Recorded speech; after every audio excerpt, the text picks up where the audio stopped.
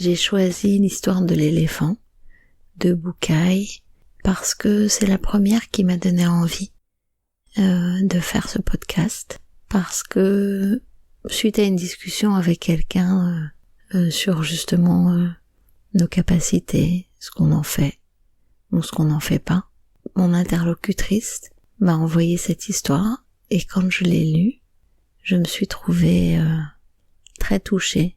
Et chaque fois que je la lis, il y a un passage qui me touche énormément. Voilà. Je trouve que les petites histoires valent souvent mieux que les grandes paroles, donc je vais vous la lire. Quand j'étais petit, j'adorais le cirque. Et ce que j'aimais par-dessus tout, au cirque, c'était les animaux. L'éléphant en particulier me fascinait. Comme je l'appris par la suite, c'était l'animal préféré de tous les enfants. Pendant son numéro, l'énorme bête exhibait un poids, une taille et une force extraordinaires. Mais tout de suite après, et jusqu'à la représentation suivante, l'éléphant restait toujours attaché à un petit pieu fiché en terre, par une chaîne qui retenait une de ses pattes prisonnière. Mais ce pieu n'était qu'un minuscule morceau de bois, à peine enfoncé de quelques centimètres dans le sol. Et bien que la chaîne fût épaisse et résistante, il me semblait évident qu'un animal capable de déraciner un arbre devrait facilement pouvoir se libérer et s'en aller.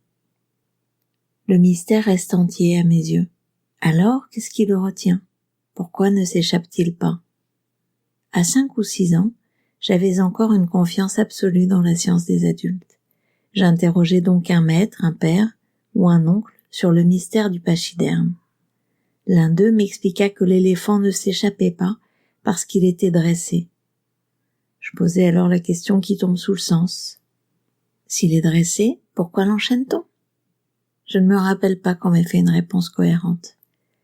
Le temps passant, j'oubliais le mystère de l'éléphant et de son pieu, ne m'en souvenant que lorsque je rencontrais d'autres personnes qui un jour, elles aussi, s'étaient posé la même question. Il y a quelques années, j'eus la chance de tomber sur quelqu'un d'assez savant pour connaître la réponse. L'éléphant du cirque ne se détache pas parce que, dès tout petit, il a été attaché à un pieu semblable.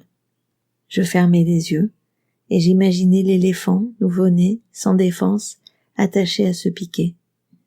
Je suis sûre qu'à ce moment-là, l'éléphanteau a poussé, tiré et transpiré pour essayer de se libérer.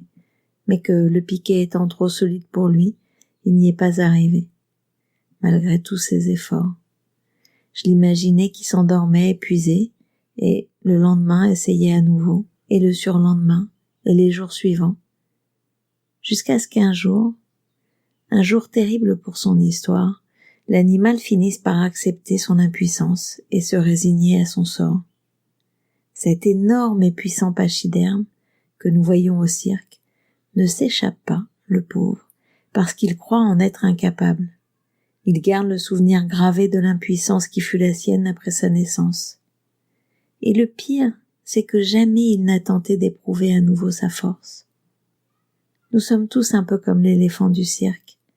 Nous allons de par le monde, attachés à des centaines de pieux, qui nous retirent une partie de notre liberté. Nous vivons avec l'idée que nous ne pouvons pas faire des tas de choses, pour la simple et bonne raison qu'une fois, il y a bien longtemps, quand nous étions petits, nous avons essayé et n'avons pas réussi. Et vous, qu'est-ce que ça vous inspire?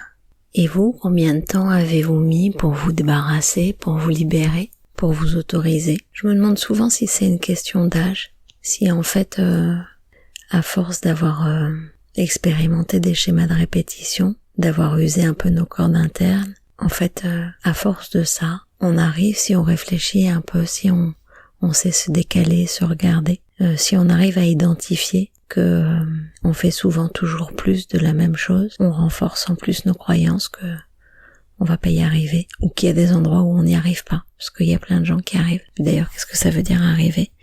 Je sais pas. Mais en tout cas, ça m'intéresserait d'avoir vos retours, vos commentaires, ce que ça vous inspire, et si vous pensez que ce serait sympa de partager avec quelqu'un que vous aimez bien cette histoire, n'hésitez pas à lui transférer le lien. À bientôt!